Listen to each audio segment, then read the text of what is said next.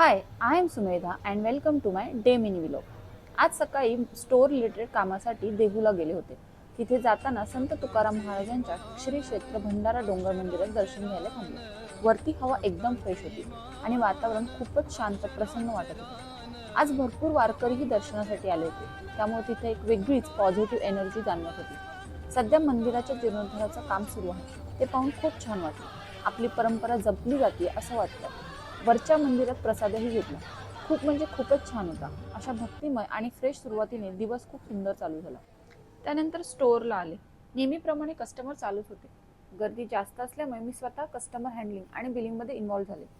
एका कस्टमरने खूप छान व्हिडिओ रिव्ह्यू दिला. हॅपी मॉम्स तयार करणं हाच आमचा मेन एम आहे आणि असा फीडबॅक मिळाला की सगळा थकवा निघून जातो.